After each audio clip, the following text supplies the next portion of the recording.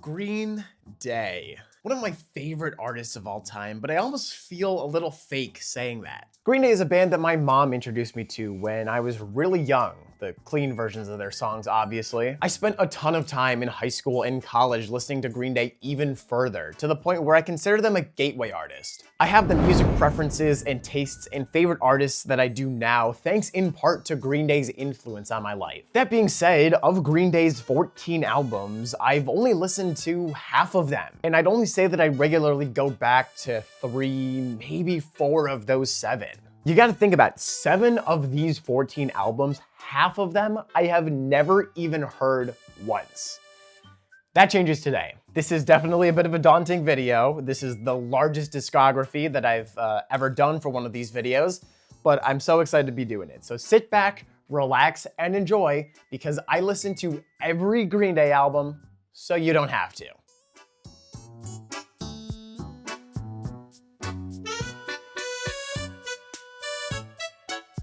Before we properly start the video though, I want you to go into it with a very specific mindset.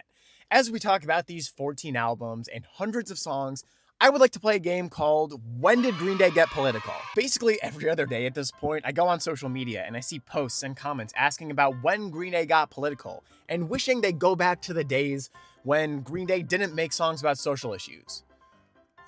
To which I propose, have you ever listened to Green Day? Here's how it's gonna work. Anytime I mention a song from Green Day that talks about social issues or political change, you're gonna hear this sound effect. Then this image is gonna pop up in the bottom left corner of the screen. At that point, take a shot of whatever drink you've got closest to you, preferably not alcohol, because that's yucky. And I'm sure that there are plenty of songs that I'm missing in this activity, so if you catch any, leave them in the comments. I would love to get a little more perspective on Green Day.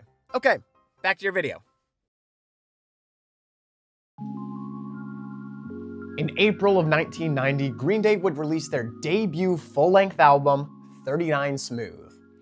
And honestly, I was expecting a lot worse. Now, that's not to say that I've heard any negative discourse about 39 Smooth. If anything, I haven't heard much about it at all. But I do know that not every debut album can be a hybrid theory. And while 39 Smooth is definitely nowhere near the level of something like Hybrid Theory or Fever You Can't Sweat Out, it is so far from bad. This is one solid album. There's a weird patch in Green Day's history where they start to feel kind of bland and watered down, and they have a few hits in that time frame, don't get me wrong, but not much of their newer sound completely catches me off guard in the same way that their older stuff does. 39 Smooth is a perfect example of that because it feels so gruff, so unpolished, like a garage band just stuck one mic in the middle of all of their instruments and prayed that it would turn out okay. Sometimes the mix does suffer as a result, and I think Billie Joe's voice gets drowned out a lot as a result of that, but I wouldn't say it's a super prominent, pressing issue. It's not that bad all the time. I've definitely heard worse mixes. I'd probably say the highest point of 39 Smooth though has got to be Billie Joe Armstrong's writing style, because wow, it's hard to believe that these songs came from an immature 18-year-old. This album shows just how versatile Billie Joe is, even at that young of an age. He can put you into his shoes to experience a personal anecdote. He can connect with a variety of people through relatable stories. And he finds a solid balance between aggression and vulnerability. If you ask me, he does it all, and he does it well at that. That's about all I got for the general overview of 39 Smooth, so let's move on to talking about some songs. There were no singles for this album, so I think we're just gonna move through chronologically, starting with At the Library. This is a song with surprisingly clean harmonies, given how much I just harped on the mix of this album. The chorus is a bit short for my tastes, but the length of it fits for the purposes of this story, of this girl in the song walking away. I find it really helps to sell the feeling of a short-lived romantic interest to me, suddenly cutting things off just as you think they might get started. As far as opening tracks go, At the Library is a pretty solid introduction, not just to 39 Smooth, but to Green Day as a whole. Another track that caught me off guard in a really positive way was I Was There, the only Green Day track written by their former drummer John Kiffmeyer. I Was There deals with reflecting on old memories and the past with an optimistic tone. The past wasn't perfect, no, but they're just memories now. They can't hurt us, and if you're John, they can't bring you down no matter what. I love how forward-thinking of a song it is as far as the lyrics are concerned. Slap some vibrant guitars and upbeat drums onto the track and call it a day. I Was There is a simple yet solid track, and that's good enough for me. Lots of artists make references to their band name in songs at one point or another, but I don't think many have a song that's named after their band. On that note, let's talk about Green Day by Green Day. To be fair, the band had a totally different name when this song was written, but they rebranded from Sweet Children to Green Day in honor of their love of pot.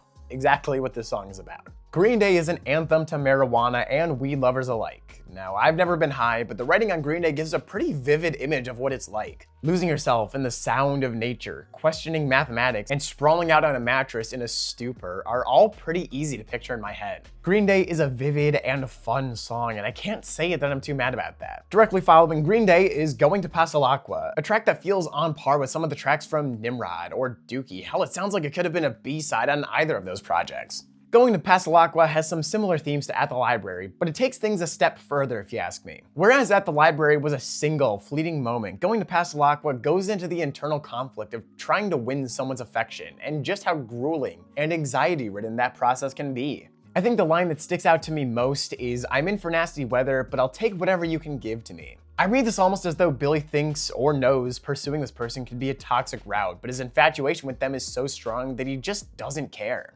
According to Genius, Going to Pass el Agua is often considered the best track on 39 Smooth, and if that's truly the case, I totally get it. Water break. Take a break to drink some water from your water bottle. This brings us to the only song from 39 Smooth that I've listened to before starting this video, that being Road to Acceptance. I've only listened to it fairly recently, like past 2 or 3 months, but I've listened to it. As you can probably gather from the title, Road to Acceptance is all about Billie Joe's craving for acceptance. Lyrically speaking, it's probably got my favorite songwriting on the entirety of 39 Smooth. In particular, the line, "If you'd stop a while, and maybe if you'd smile, you would realize that we're all the same," sticks with me. A lesson that most of us learned in preschool, but seems so lost and forgotten in this day and age. On the instrumental side of things, I love that Mike Dirnt really gets to shine on this track, especially following the first pre-chorus. Those bass lines hit pretty hard. Green Day usually knows how to close out an album properly, and The Judge's Daughter is no exception to that rule. An exciting and energetic track about the crippling fear that comes with a first love. What sways me the most about The Judge's Daughter, however, is the instrumental. It's so bright and colorful, and the guitar solo that follows the bridge is just so damn cool. As simple and as blunt as it is, that is more than enough for me to put The Judge's Daughter into the good songs category of 39 Smooth. 39 Smooth is not a perfect album by any means. It's got its fair share of hiccups, so let's start with a song that I'm not too crazy about, that being Don't Leave Me. While I love Don't Leave Me from a thematic songwriting perspective, the mix and production could definitely use a little bit of work. Billie Joe's not only too quiet, but whatever echoey tone they've got in his voice just isn't working for me. It just sounds like he's singing into a metal can. I just can't do it, I'm sorry. I also wasn't too crazy about Rest, but I think my complaints with it are a little more nitpicky than completely valid. I don't know. Coming hot off the heels of the upbeat Road to Acceptance, I just think Rest brings the album to a bit of a grinding standstill. I also think it's probably Billie's worst, pitchiest performance on the entire album, but I suppose that unpolishes an appeal to some. I don't know, it's just not for me. All right, well that was surprisingly a really good start to the video. Again, I hadn't really heard all that much discourse about this album in the first place, but I wasn't expecting much. I underestimated 39 Smooth, and it showed me up. With that, let's move on to an album that is decidedly a step up. About a year and a half after 39 Smooth, Green Day would go on to release Kerplunk, their sophomore studio album. And like I said, this is definitely a step up from 39 Smooth. That's not to say that 39 Smooth is bad, obviously, but the mixing and Billie's vocals are both noticeably better on this project. Stylistically speaking though, it does kind of feel like it blends together with 39 Smooth for the most part. There are moments on this album that stand out to me as a little more distinct and identifiable than the last project, but more often than not, it sounds like it's kind of 39 Smooth B-sides. At least from a stylistic point. I don't think that this is an album that feels like it was tossed together with scraps, but it doesn't really feel like Green Day is making great strides to get out of their comfort zone or try anything new with Kerplunk. I don't know. I didn't feel like there was a lot of evolution on this album. And as brief as it is, that's about all I've got for the general overview. So we're gonna start talking about the individual songs again. Once more, there are no singles. So we're gonna start with the first song of the album, 2,000 Light Years Away. While I love At the Library dearly, and I think it's a pretty solid opening track, 2,000 Light Years definitely blows it out of the water, at least for me. It comes out of the gate swinging with all the signs of how Green Day has improved since 39 Smooth. You immediately notice the better mix and the stronger vocals from Billie Joe. The strongest point, however, to nobody's surprise, would be Billie's lyricism. 2,000 Light Years Away is about Billie's then long-distance girlfriend, now wife, Adrienne. The two lived on near opposite ends of the country at the time, thousands of miles away from one another. Billie sings about how he can't think about anyone or anything else besides her, comparing their distance to an impossibly vast 2,000 light years. Speaking as someone who's spent a fair bit of time in a long-distance relationship, I find this song to be so relatable. Because there are really some days that make you feel like your partner is living in a completely different solar system from you. It's tough as hell, and 2,000 Light Years doesn't hold any of that back. Now we're gonna move on to a song that you know all too well, a song that you probably know better from a different Green Day album, that being Welcome to Paradise. Like I said, you probably know Welcome to Paradise better from Green Day's next album, but it was actually first recorded for and included on Kerplunk.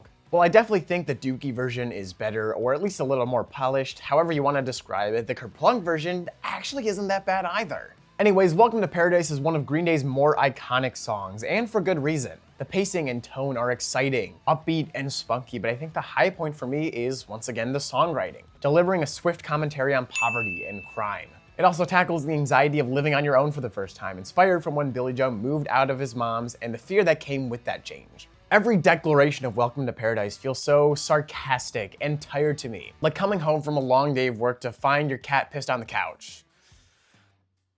Welcome to Paradise, I guess. Tonally, lyrically, production-wise, everything about Welcome to Paradise is pretty much perfect. Again, it's not difficult to see why the song got just as big as it has. This is where we hit what I consider to be Kerplunk's hot streak, because this run of 5 songs from Welcome to Paradise to One of My Lies is so damn solid. The next piece of that is Christie Road, a track that I really think nails it on the pacing and tempo. It has some fluid movement, but it doesn't feel like it's racing to the finish line like a few other Green Day songs I can think of. That pacing fits perfectly with the subject matter of this song, talking about a safe space where Billie Joe would go to disconnect from the rest of the world. With the themes of being able to relax and unwind being so prominent on this track, I think the slower tempo on Christie Road is a perfect choice for the pacing. And while I wouldn't say that I love Private Ale for its lyricism, I think it's paced pretty well and plays with dynamics really creatively. I love how the backing instrumental decays and swells up in each verse. It just tickles my brain right.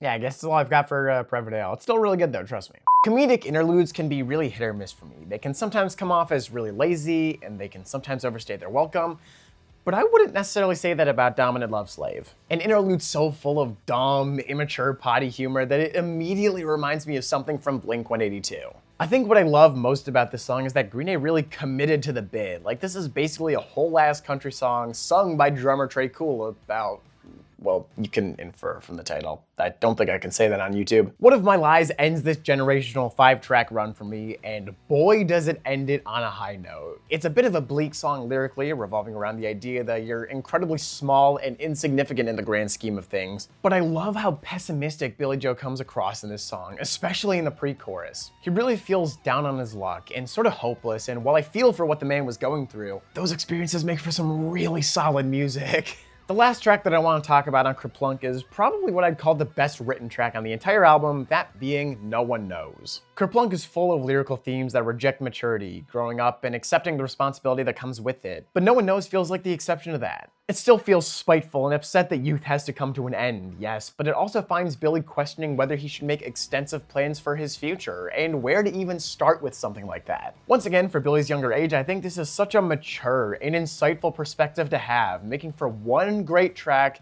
in the form of No One Knows. I wouldn't necessarily say that there's a skip on Kerplunk, but a lot of these songs do blend together and feel kind of forgettable for me. Once we pass One of My Lies, most of the remaining half of Kerplunk really fogs up and kind of phases together a bit. Either way, that's not nearly enough damage to ruin my reputation of Kerplunk. It's solid, it's a step up from the last album, and let me tell you, Green Day was gonna step it up again in a really major way for the next one.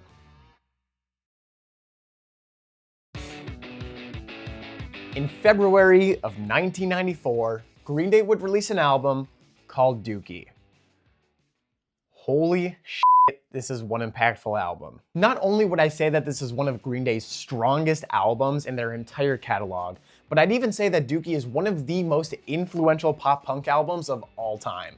It's right up there on Mount Rushmore next to Enema of the State by Blink, All Killer No Filler by Sum 41, and I don't really know what my fourth would be. Probably Newfound Glory, Sticks and Stones, but I think you could also make a case for something like Take This to Your Grave by Fall Out Boy, No Pads by Simple Plan, or Suburbia by The Wonder Years. At its simplest, Dookie continues on the quality of life improvements started by Kerplunk. The mixing is once again even better. Billie Joe's voice is stronger than it's ever been before, and the songwriting stays relatable and resounding.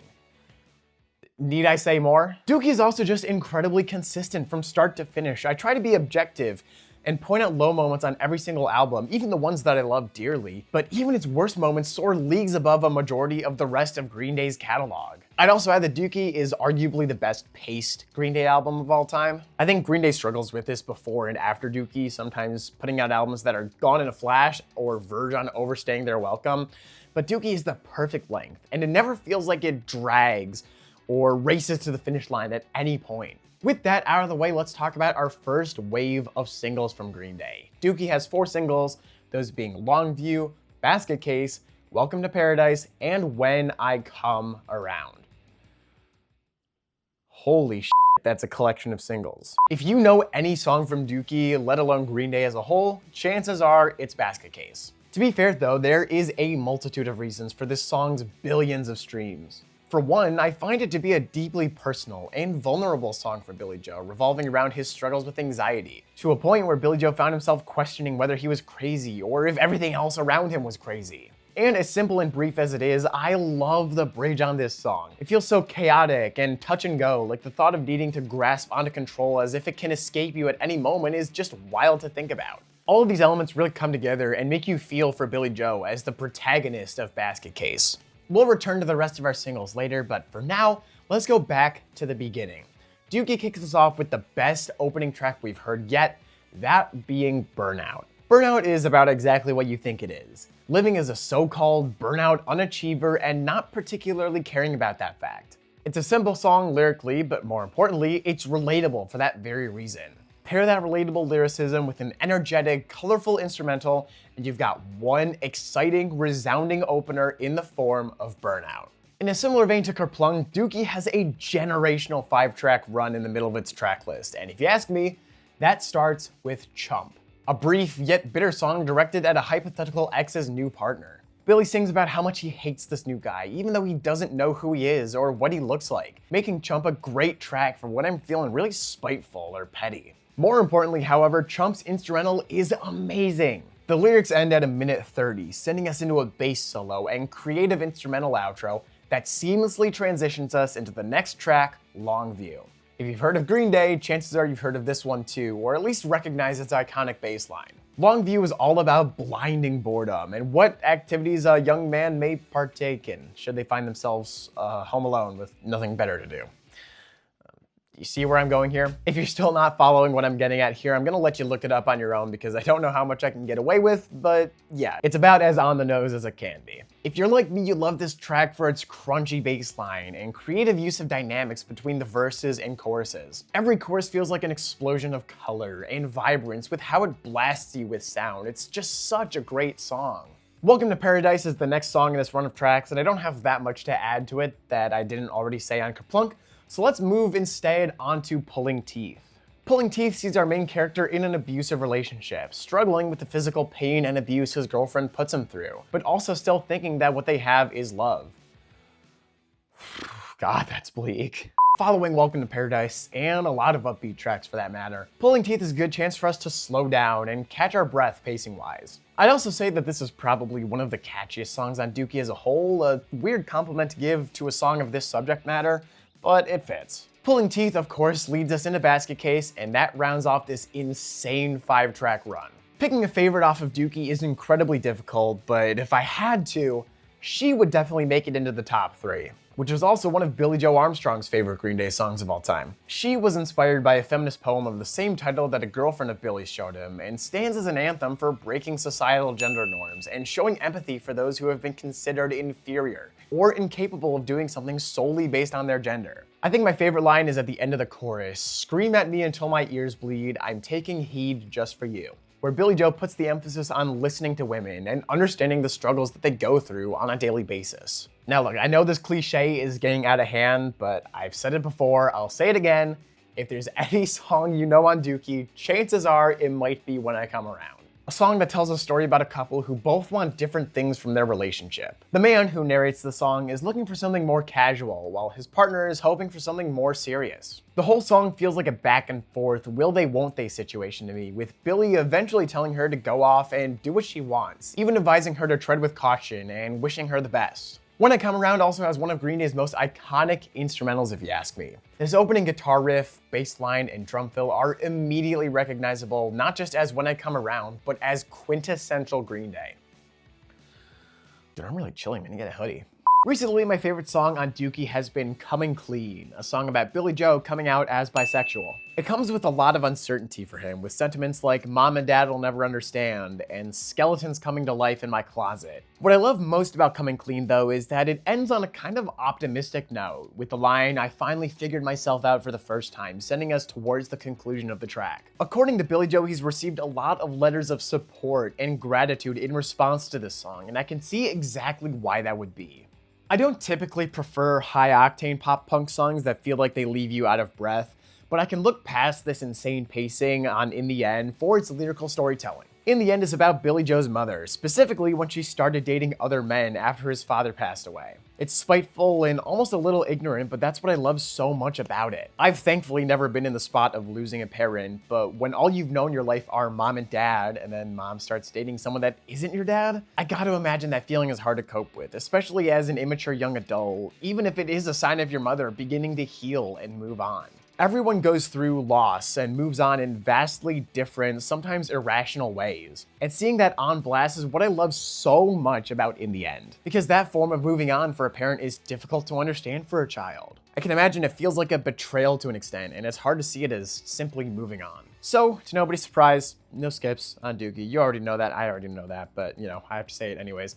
But if I had to pick a least favorite song on Dookie, I think it would be FOD. Otherwise known as F Off and Die. Even then, I don't hate it whatsoever. My only critique, and it's a nitpick at that, is that the pacing is the closest Dookie comes to dragging.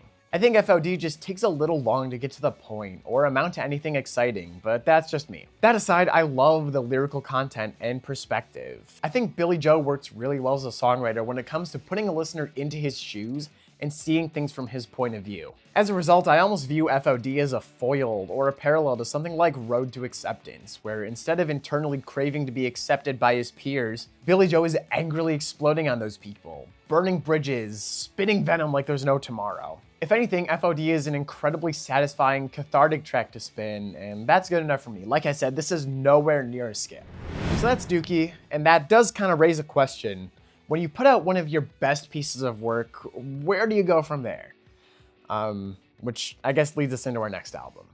Hold up, stop, pause for the moment, because I need to tell you about my charity Twitch stream happening on Saturday, June 6th. This is an annual charity event I host every single year on my Twitch channel, twitch.tv/dalton1, where I stay live for a full 24 hours, and every single dollar we receive in donations goes straight to a charitable organization in support and celebration of Pride Month. This year, we are teaming up with Growing LGBTQ+ Youth Support, otherwise known as GLIS, and we're hoping to raise $2,000 for them, and we're gonna need all the help we can get. We've got plenty of fun activities, milestones, donation incentives, bunch of stuff to make these 24 hours exciting, and my best piece of content all year. So if you want to help do some good for the world, show up Saturday, June 6th, twitch.tv/dalton1.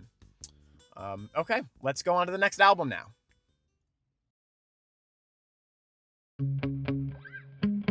Insomniac, the fourth studio album from Green Day, released in October of 1995. It's fine. I don't know. I've got a few problems with it. This entire section, this whole album felt really, really nitpicky to write, but it, I'm going with it. For one thing, the pacing on this album feels really weird to me because it somehow feels both bloated and fast at the same time. We've got 14 songs on this album clocking in at 32 minutes, and that feels really weird to me. I'm also continuing to notice that Green Day doesn't do a whole lot of iteration and evolution on their song. Or at least that's what it feels like to me. I gave Dookie a pass because it was written and paced pretty perfectly, but with the exception of one or two songs, it doesn't feel like Green Day tries anything all that different on Insomniac from what we've heard before. It's just your standard run-of-the-mill Green Day album, and that's still good, don't get me wrong, I just want something a little different, a little fresher. On another note, at times the mix on Insomniac feels kind of worse than it was on Dookie and Kerplunk, which feels kind of crazy to say. There are a decent chunk of songs on Insomniac that really make you strain to hear Billie's voice. They could have made him louder, backed off the instruments a little bit. I don't know what the exact solution is, but it's not good. Where things do get a little more diverse and where I find my praise for Insomniac is once again in the subject matter, tone, and songwriting. This is one consistently angry and aggressive album, and I don't think this is inherently a good or a bad thing, but I think the choice to go all in on a single tone is pretty good. I don't know, I'm liking it. It adds a lot of opportunity for snarky, sarcastic lyricism, and Green Day always shines when they're doing that. Insomniac is composed of 4, 5, 4.5, 6, 7 singles, those being Geek Stink Breath, Stuck With Me, Brain Stew, Jaded, those two being released at the same time, and Walking Contradiction. The obvious point to start here is Brain Stew and Jaded, the 1 or 2 songs that you probably know from Insomniac. Though I have to say, I strongly prefer the former to the latter.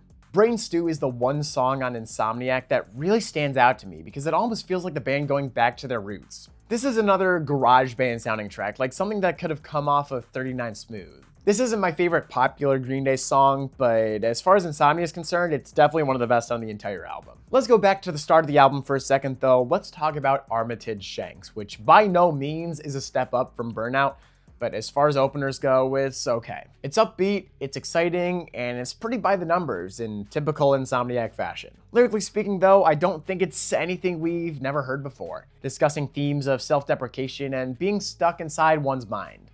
It's written well, don't get me wrong, it's just we've heard this story before. It doesn't really add much to me or catch me off guard like I really wanted Insomniac to. Stuck With Me, on the other hand, feels a little more unique and distinct thematically as opposed to Armitage Shanks, a song about standing up for yourself, or rather being a pushover who doesn't stand up for themselves. In a similar vein to something like Burnout or Longview on Dookie, the emphasis on Stuck With Me is this main character's lack of confidence and drive, making for another self-deprecating song on Insomniac. It also has a simple yet engaging instrumental, and while I think it could definitely benefit from another 30 to 60 seconds of runtime, it's good enough for me. It gets the job done.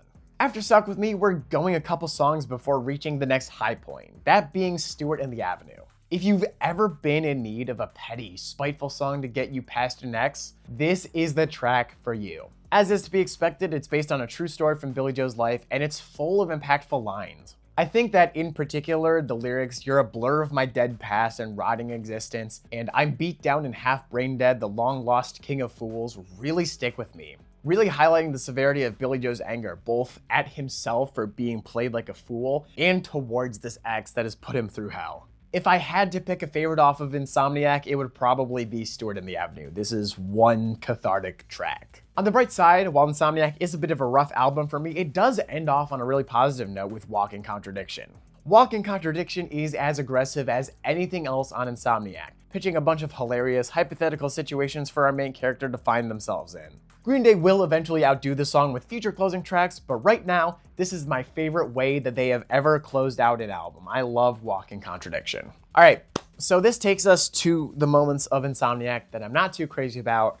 In a similar vein to Kerplunk, I don't think there's necessarily a skip, or at least there's not any outlandishly bad songs that make me say, oh, that was really f***ing bad. But it's definitely full of unmemorable tracks that last like a minute or two and then they're gone.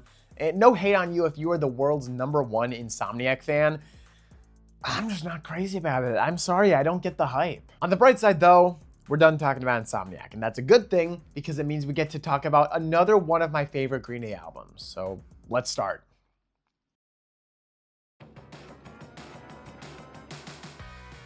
October of 1997 would see the release of Nimrod, Green Day's 5th studio album.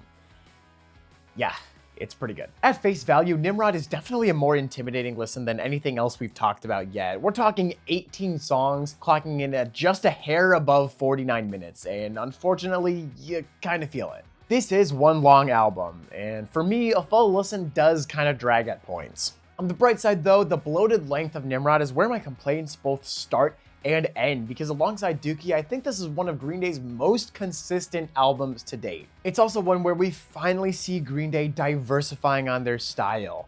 They still deliver that trademark pop punk sound that you know and love from them, of course, but they mess around with a little bit of ska and even dive into a more technical instrumental track. This is something that I've wanted for a minute now, like 2 or 3 albums going on now, and it's nice to hear something fresh and original for a change of pace. All right, with that, let's talk about some singles. There's 5, I think, for Nimrod, those being Hitchin' a Ride, Good Riddance, Redundant, and Nice Guys Finish Last.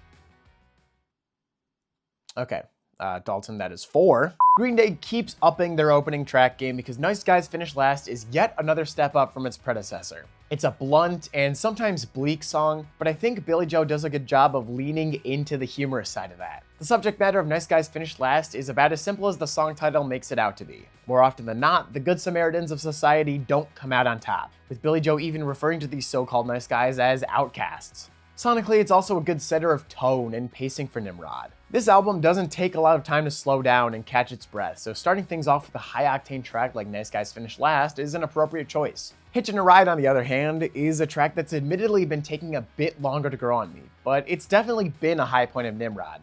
What sways me so much towards this track is, to nobody's surprise, the lyricism, which tells the story of a struggling alcoholic, but also utilizes some clever wordplay. Yeah, I guess that's it for Hitchin' a Ride too. I think it's just okay. Now, there are quite a few songs on Nimrod that I've gone back to a lot over the years, one of which being The Grouch. It feels like the perfect pop punk song to me. It's angry, it's spunky, and it doesn't care what anyone else thinks. It also presents a really unique perspective, telling the story from the perspective of the old grouchy man, because that's exactly the type of person I picture when it comes to complaining about the music kids these days are listening to. Green Day is loud, rambunctious, and unapologetic, much to the dismay of the Grouch, and that parallel is why I love this song so much. Second to the Grouch, I would probably say that Scattered is my next favorite track off of Nimrod, a retrospective song that wistfully reflects on memories of an old love. Over the course of the song, those reflective emotions grow into an intense sense of regret, with the main character realizing he needs to change, obsessively wishing he could pursue that ex once again. It's a desperate and depressing track, but it's paired with a surprisingly catchy instrumental and melody. Scattered is another one of those songs that I find stuck in my head strangely often, given its subject matter, but I don't know, it works out. On the other hand, the song that I've only come around on relatively recently would be Worry Rock. This main melody in the first verse reminds me of modern Green Day for whatever reason. I don't know, it's got a neat, catchy, ahead of its time feel to it. Thematically, Worry Rock tells the story of a couple going through an extended rough patch, to the point that neither of them really knows how to proceed with their relationship despite their love for one another. The up-in-the-air nature of the song is perfect if you ask me. Front to back, Worry Rock feels like a tense song, like one false motion could send this relationship billowing up in flames. Contrary to that though, part of you as a listener wonders if that's exactly what the relationship needs. Both partners seem to agree that a spark between them is completely missing, so maybe it's time to move on. I don't know, I like the up-in-the-air nature of Worry Rock. I think it allows listeners to choose their own ending in a way. Another track that caught me off guard in a really positive way was Uptight, which feels like it could have been the intro to a 90s teen comedy flick. At least on the instrumental side of things, as far as lyrics are concerned, things couldn't be any more contrasting from that simile, revolving around a depressed alcoholic who's toying with taking his own life. Once again, this is a surprisingly catchy track given the subject matter, and that's very much where I find my appreciation in Uptight. Now, I wouldn't call King for a Day my favorite track on the album by any means. I'm not a crazy ska guy, but it's definitely one of Nimrod's stronger points for the narrative it tells. King for a Day tells the story of a crossdresser, a man who has been wearing dresses since a young age. Those actions as a child caused his father to send him into therapy, instead of learning to accept his son for who he is. King for a Day raises a ton of important questions regarding gender norms and identity, highlighting the importance of the latter and criticizing the rigidity of the former. The main character is proud of who they are, not ashamed to show their true colors or who they really are to everyone, and not so quick to let the concerns of others bother him. This one feels right in line with Coming Clean on Dookie in a sense of providing some of Green Day's listeners with a valuable sense of belonging and self-confidence, an impact that I don't think can ever be understated. If you've heard any song on Nimrod, though, chances are it's Good Riddance, Time of Your Life. This song was initially written for Dookie, but the band didn't really feel like it would fit in on that album. 3 years later, it would find a place on Nimrod and quickly became one of Green Day's most famous songs. Good Riddance is a slow but fluid ballad, and while it was initially written about an ex-girlfriend, I think it's earned a new meaning over the years, one of appreciating the past while embracing the future. It's a pretty popular song for graduations, or at least I understand it was back in the day, and I always find it to be a sweet, sappy, and sentimental track. track. Even if it's arguably one of Green Day's more overplayed songs, it's not one that's lost all that much fondness with me over the years. Good Riddance is just solid, but let's be real, you all already knew that. As for moments on the album that I can't stand, there's only one moment that I'm not too crazy about, that being Prosthetic Head. I wouldn't say that I hate Prosthetic Head as a song, but I do hate where it's placed on Nimrod's track list, because this doesn't feel like a strong closing track. Or at the very least, it pales in comparison to something like Good Riddance. Good Riddance feels like such a fitting note to close things out on and say goodbye on, and Prosthetic Head just isn't that. I don't know, it's just a nitpick at the end of the day. I don't hate the song as a standalone track, but I do think there's some validity to that complaint in how this album closes out. Yeah, so Nimrod is just as good, if not a smidge better than I remember. I haven't gone back to this one in full in a long time. Normally I'm just going back to Good Riddance, Nice Guys Finished Last, Scattered, The Grouch, and that's about it. So having to spin this album in full for the first time in years was really refreshing and reminded me why I love these songs so much. On that note though, it's time to move on to an album that is decidedly worse than Nimrod or anything else that's come before it. So let's move on. In the year 2000, the turn of the century, Green Day would release Warning in October.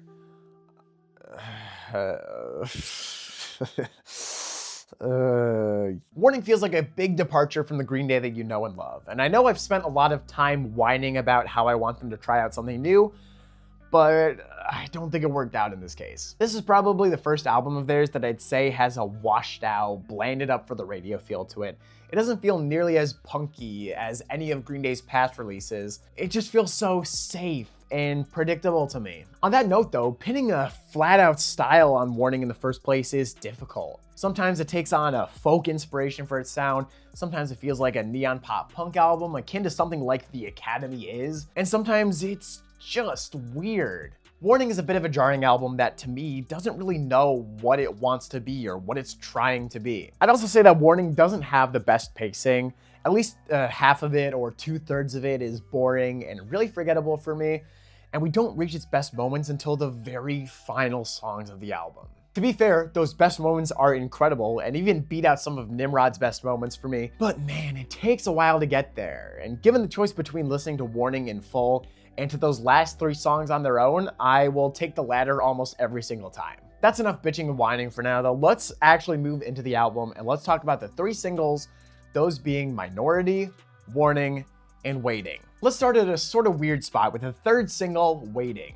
As the 3rd to last track on Warning, this is where the generational run of the album starts, and while I don't enjoy listening to this album in full to get to this point, starting here and playing out the rest of the album is a pretty safe choice for me. While I think Green Day is at their best when they're writing about more bleak subject matter, they can definitely crush an optimistic track here and there, and that's exactly what I love about Waiting. It feels like a direct foil to something like Burnout or Longview. Instead of I'm a bored burnout and I don't feel like doing anything about it, Waiting shows Billie Joe excited to embrace the future and whatever opportunities that it might present. It also has one of my favorite instrumentals on the entirety of Warning. This song feels so bright, so hopeful in every way that I can possibly imagine. And it's a nice change of pace from Green Day's regular tone. If you know any song from Warning, it's probably gonna be Minority, but there's a good reason for that. Minority is a spunky anthem that celebrates individuality and criticizes government that tell their citizens exactly how and what to think. It's an angry, rebellious, and fiery song, something that's a little too relatable in this day and age, all perfect ingredients for any Green Day song. On top of that, the instrumental is crazy, taking your standard Green Day composition and tossing in a harmonica? You wouldn't expect it to work if you just read that on paper, but if you've heard Minority even once, you know all of this comes together to make it one of Green Day's most resounding tracks. And to round out the 3-track run, Warning ends with Macy's Day Parade, which I would consider to be the best closing track we've listened to yet. We've talked about this one on the channel before, a slow but aggressive song that slams America's capitalist-driven consumerist society, specifically hitting at Black Friday, hence the title Macy's Day Parade. going so far as to even describe the groveling Black Friday crowds as Walking Dead. Pacing-wise, I love that Warning ends off on a slower, calmer note, if you can call it that. It's exactly what I was hoping for and didn't get with Nimrod, and it just feels like a heavy exhale to close out on, like a deep sigh of relief as Warning wraps up. Moving on from what I'd call Warning's core 3 songs, I want to talk about some other standout moments from the album, starting with my favorite song from the album, Church on Sunday. There are a lot of aspects that I like about this song, but I think I'd start with the lyrics, which tell an unconventional but surprisingly whimsical story about a couple finding compromise. The main character, the narrator of the song, isn't religious, but his partner is. Even though he doesn't share the same beliefs as her, he loves her enough to go to church to keep their relationship going strong. It also feels like a song that was ahead of its time stylistically, taking on that neon pop punk influence I was talking about before. It really does remind me of something like The Academy is with Almost Here. Either way, Church on Sunday is not only a great track on Warning, but a song I'd call essential for anyone looking to listen to Green Day.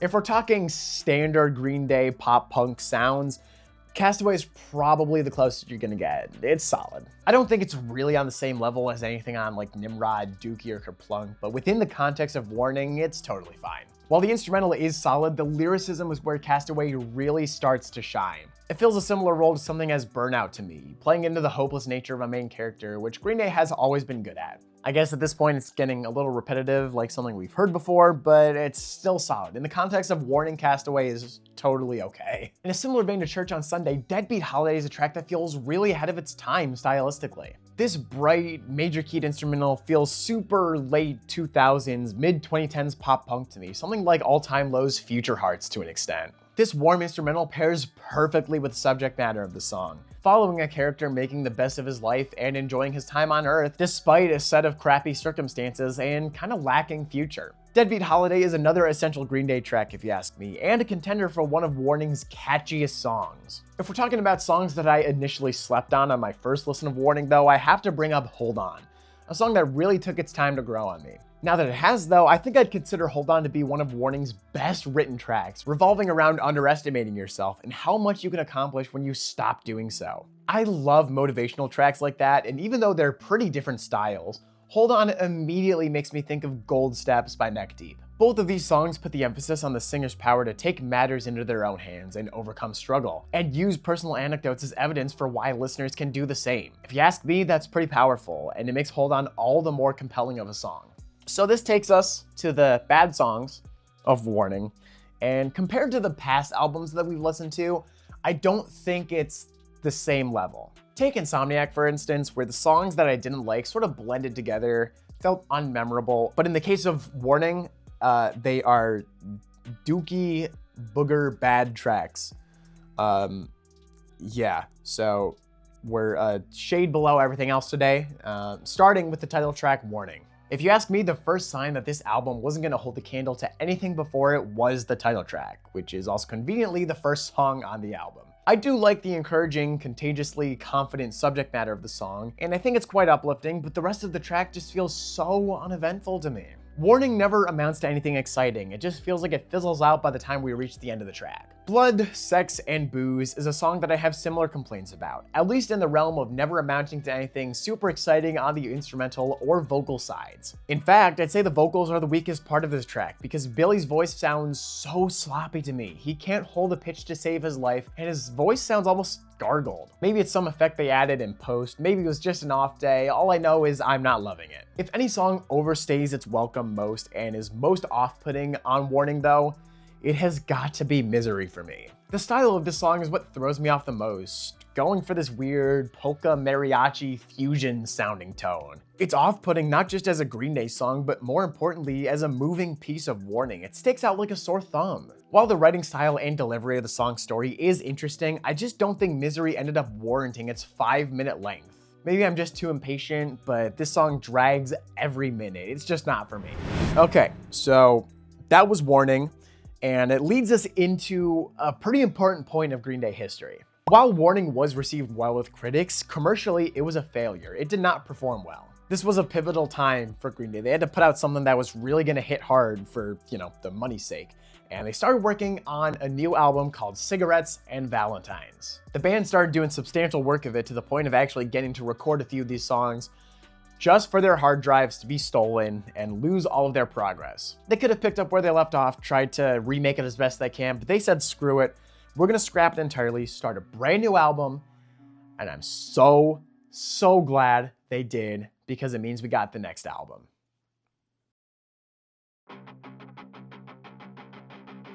Four years after Warning, Green Day would come back to release American Idiot, their 7th studio album.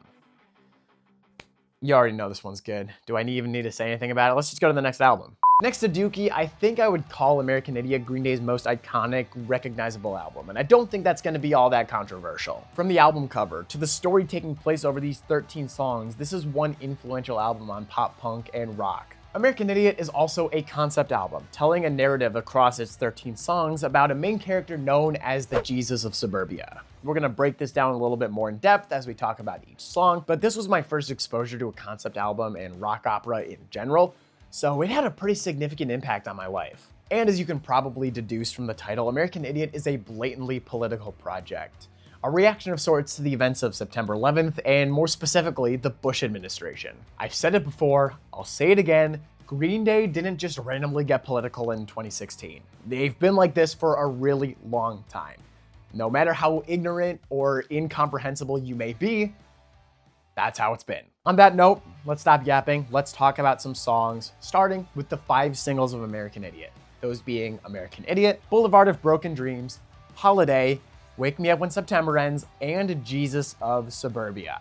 I can't think of a better place to start than with American Idiot, the title track, and the lead single. I'd also say that this is their best opening track and lead single, at least since Dookie, but I can see the arguments for other albums too.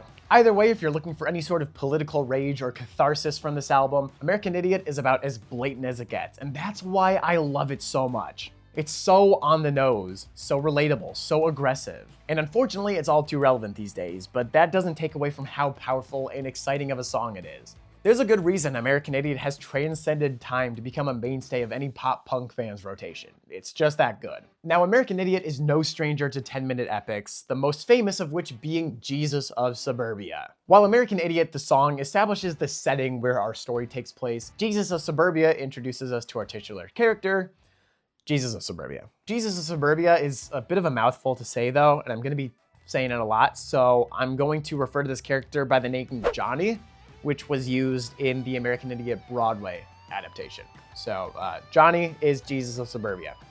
Please keep that in mind. Johnny is the narrator who provides his eyes of which we see this story through, a young adult living in a post-9/11 America, coping with the state of the world through drugs and alcohol use. He's a frustrated and confused character who hates his hometown and eventually runs away not just from home, but his responsibilities as well. Stylistically, this song is absurd. I mean, it's 10 minutes long. They do a lot of different stuff. There's a lot of piano elements in play. The time signature is funky and changes up a bit. It's just so damn cool. Jesus of Suburbia, the song, sends us careening into Holiday and Boulevard of Broken Dreams. And for context, a lot of these songs on American Idiot are kind of stitched together with seamless transitions. So if I'm referring to 2 songs at once, just understand what I'm doing there. Starting off with Holiday, in the context of American Idiot's narrative, we see Johnny arriving in a new city upon running away from home. Things are fun and upbeat at first with the prospect of a new city providing a fresh start, but Johnny quickly finds himself living on the streets, his mental and physical health both quickly declining.